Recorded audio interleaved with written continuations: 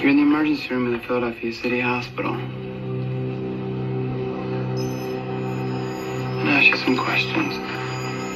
Where were you sitting on the train? Against the window. In the passenger car? Yes.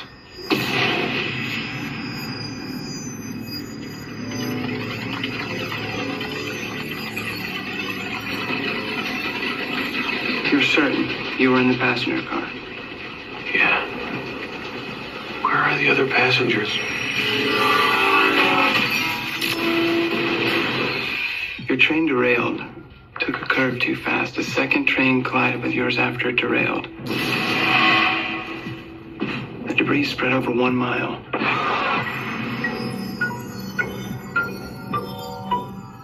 Why are you looking at me like that? There are 2 reasons why I'm looking at you like this. One, because it seems you are the only survivor of this train wreck. And 2, you don't have a scratch on you. I know what's going through your mind right now. You're searching for meaning in all of this. Know one thing. 131 people died so you could finally understand the destiny for which you were born. Are you ready for the truth?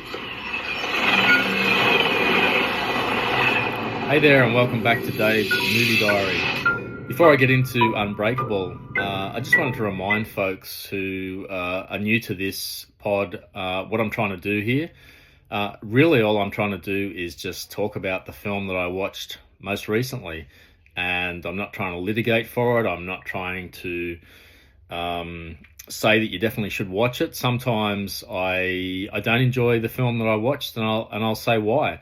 It's just hopefully an honest breakdown of what I thought about a film, and I add a personal touch to it, which I think might make it interesting for folks, especially people who were around when I was around, back when dinosaurs roamed the earth when I was young. So hopefully you're getting something out of this if in fact you're listening at all. All right. Yeah, Unbreakable 2000. That's when it came out. It's M. Night Shyamalan's second film. I'll ask the question straight up. Is it his best film? I think it probably is. I think it's often overshadowed by The Sixth Sense, which was an incredible film that came out the year before. I think it's a highly rewatchable film. It doesn't just depend on a twist at the end. And for me, it feels richer every time I revisit it. So I'll just give you the plot overview pretty quickly. David Dunn, played by Bruce Willis in this, survives a catastrophic train crash. He appears to be the sole survivor of the crash. Shortly afterwards, a mysterious comic book dealer known as Elijah Price, played by Samuel L. Jackson, contacts him. And this is where things get really interesting, because Elijah believes that comic books actually reflect deeper truths about humanity. And Elijah starts to make David question his life, particularly his seeming invincibility and maybe some other powers that he might possess that have helped guide him through life. And as we go on, the film slowly explores whether an ordinary guy might actually possess extraordinary abilities. There's a lot more going on than that, but it's basically what you're in for. What's my history with the film? I was really keen to see this when it first came out in 2000, because I had gone to the cinemas and watched The Sixth Sense and got caught up in all the hoopla that film deservedly received. So yeah, I was just as keen to see this one, and I reckon I've probably seen it now 5 or 6 times. Not for a while. It's one of those films that always rewards a revisit, and my memories of it were that it was really good. I don't think I've seen it for maybe 10 years. I always come away from this film with really good feelings and a a sense of, gee, I wish I'd seen this, rewatched this a bit sooner, and here I go, I've let it go for another 10 years or so. So yeah, I've always had really fond memories of this film and Bruce Willis's performance. The story itself, I find it really interesting and off-putting at times. You're never on stable ground in an M. Night Shyamalan film. And I always remember the train crash, Bruce Willis's character's journey, finding out that maybe he isn't like other men. And I always remember him trying to do the weightlifting and his son putting on more and more weights, things like that. And I obviously remember Elijah Price's fragility. He's the opposite of David Dunn, the Sam Jackson character. His bones have got hardly any calcium in them, I think, and they're very soft and they break very easily. And so he's obviously got some psychological issues coming from that. And I always remember the stadium sequences too. There's a lot more than that going on in this film, but it really rewards a rewatch. So I've got a fond history with this film. Back then, when I saw it the first time, I think especially coming a year after The Sixth Sense, I was really focused on the mystery because of what that film did and the concept, and really wowed by what this film did and what it achieved.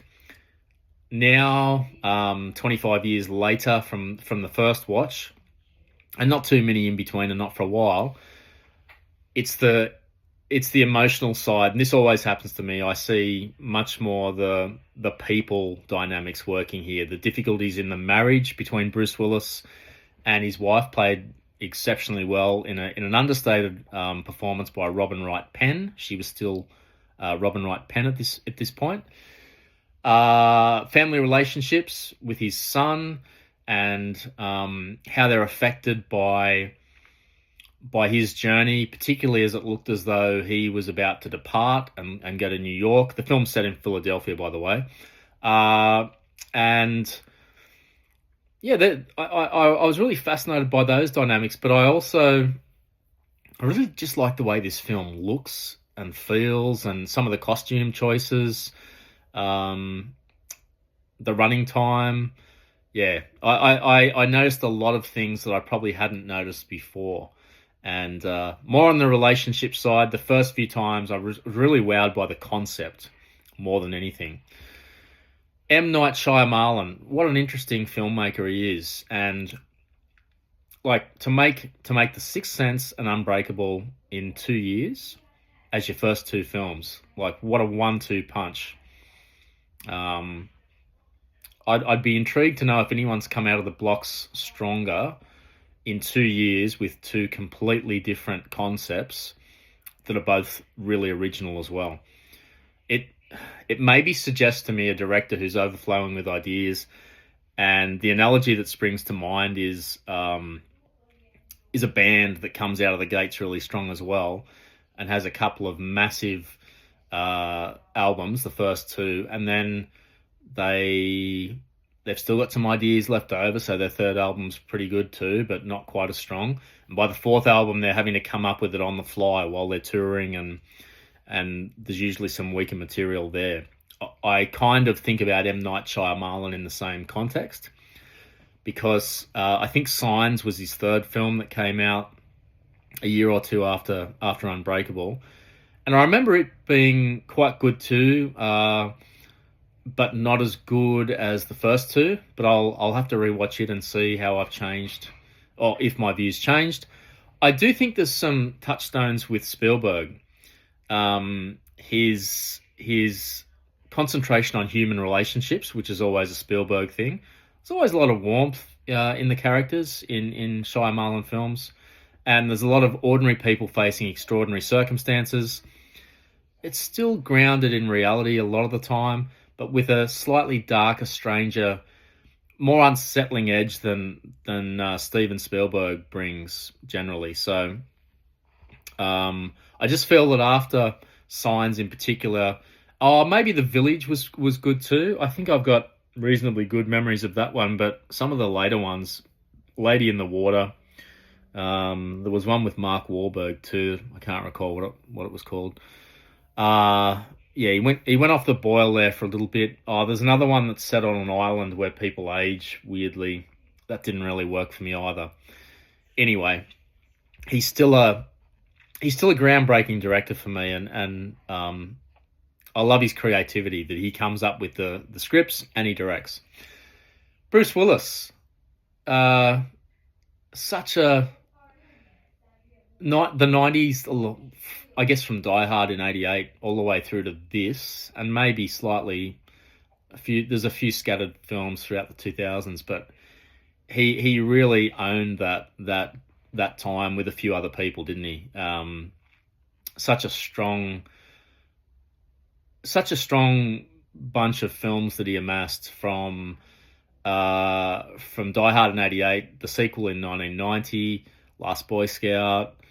What else? Pulp Fiction, of course, in 94, and one of the key roles in that.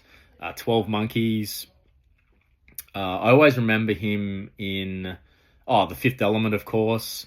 And what was the other one? Oh, Mercury Rising, which seems to have been forgotten about a little bit. But I always remember it as a quality film. And then into The Sixth Sense and this. I mean, that's a strong portfolio, I reckon. And I think this movie really personifies his charms. I think it's one of his best performances. I always liked him, and I assumed other people did because of his everyman quality. I do like him now because he's got a very similar hairline in this as the one that I have too. He's really relatable. He just seems like he's approachable. He seems like a normal dude with normal appetites, not overly precious is what I'm saying. And I wonder if that went against him a little bit and some of the choices that he picked. I mean, he was generally in big budget Hollywood films. And so he was never, not that I can recall anyway, in sort of left of center artistic films that were pet projects maybe of directors or of him. I just wonder if he became lost in the churn of the movies themselves and their success, and he was seen as a bit bland or not doing a whole lot. But I think he does do a lot. He just does it in minimal ways. And there's some really great moments in this.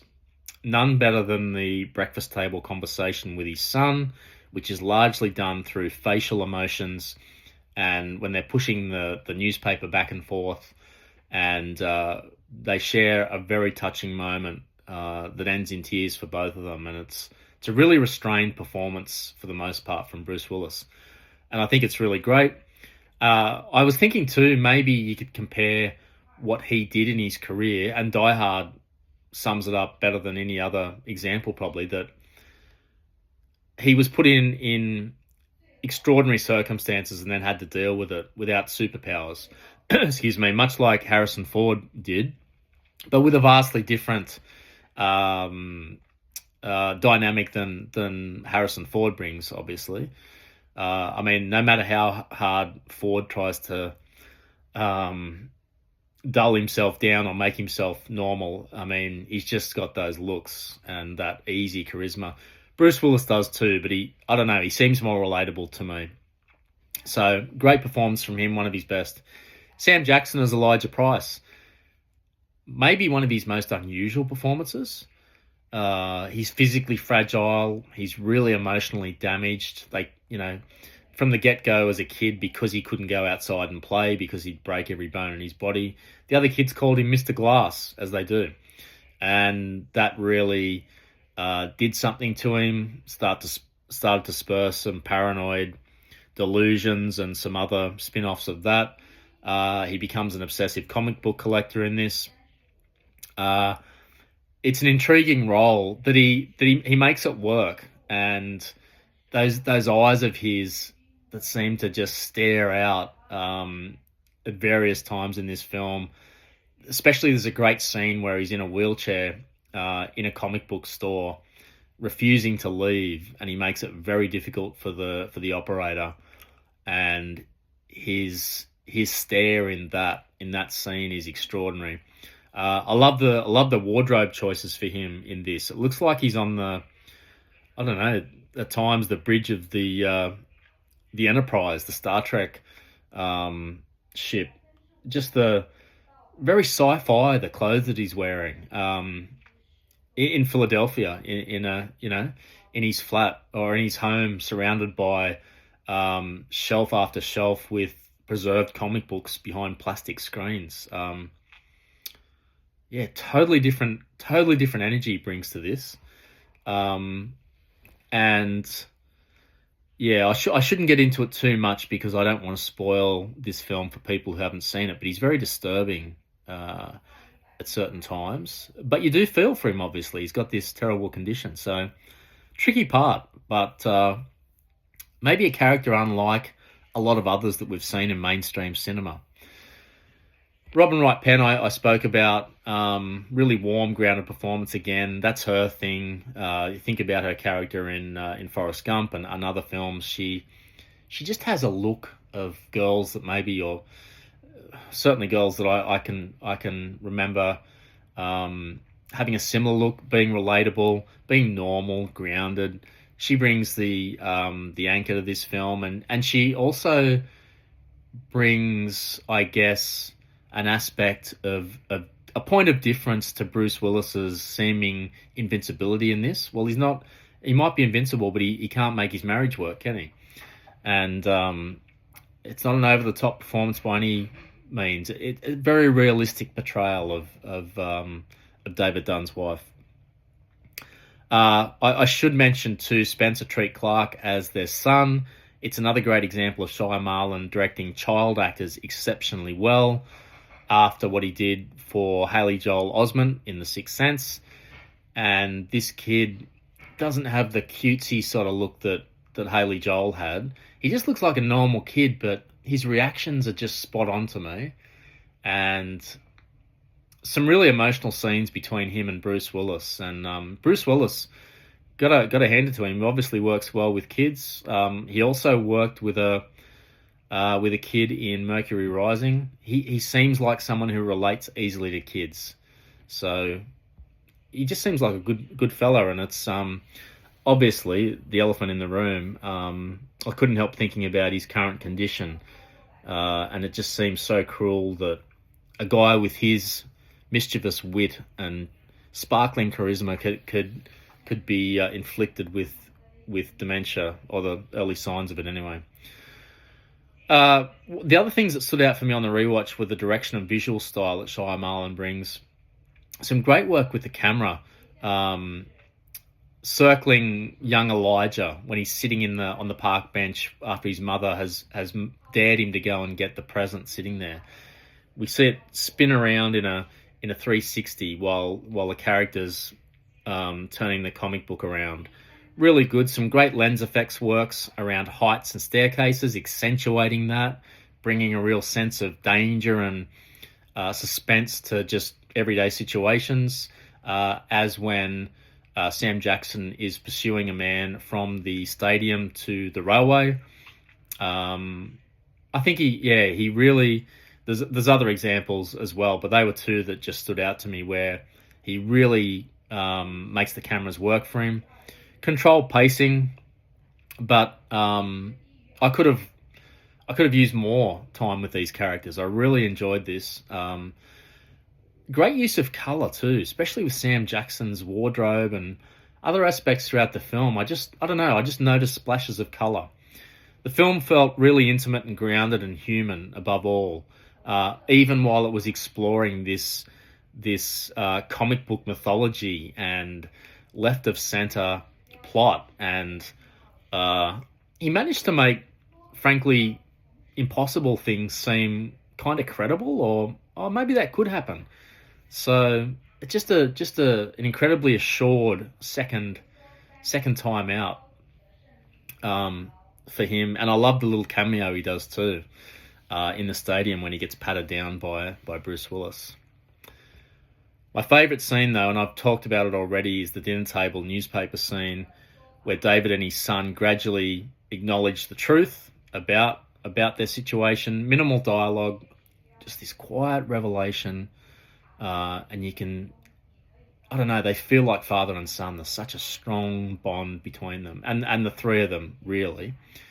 And I felt for this son who is so desperate for his parents to get back together. And there's a really touching scene when Bruce Willis is leaving the hospital after the train crash, and Robin Wright Penn is there, and the son puts their hands together, which is just what a son would do in that situation.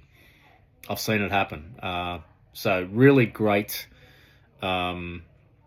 storytelling shown there by Shyamalan, and yeah, really strong script as well. So lots of things, nearly everything works for me in this. Bruce Willis, Sam Jackson, teaming up again from Pulp Fiction, of course, in vastly different roles. The emotional storytelling, rewatchability. I feel like I could watch this again next week. The visual direction, and I love these in life, but especially in art. I love originality, uniqueness. Even if it doesn't land properly, I love the attempt most times, and this succeeds. Always love a strong child performance because they are rare, and this film manages to build up suspense and thrills while also having some dramatic moments between family members. I should try and wrap this up. I'll keep going forever.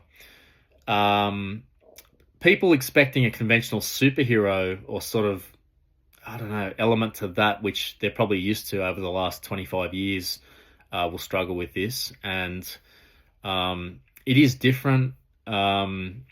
Maybe people will be sort of expecting the stronger surprise element that The Sixth Sense brought, if that's their only Shyamalan film.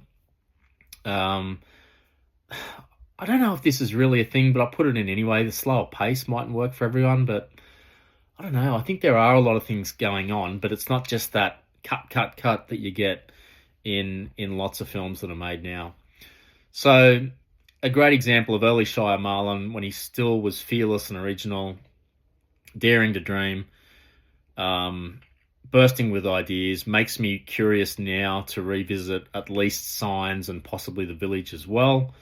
And I wonder if he got cursed from coming out of the gate so strong with these two that he just couldn't match that going forward. Not sure. So yeah, final reflections. I'm really impressed at how human the film feels, even though it's talking about superhuman abilities at times. It really makes them human and makes me fear for these characters, especially David Dunn, because he doesn't want to be anything special. He just wants to be a normal guy. He just wants his marriage to work and for his son to love him. Yeah, what an achievement. 25 years later, it still feels really original. So I can't recommend this film more, even though that's not the point of this pod, to recommend films. I do feel like recommending this one, so check it out. I saw it on Disney. I think they've got some or all of M. Night Shyamalan's films on there, so you could start from the start with The Sixth Sense maybe, and then get into this one, or just jump straight in. Whatever works for you. All right, we've come to the end yet again. So thanks for lasting, and I'll see you next time.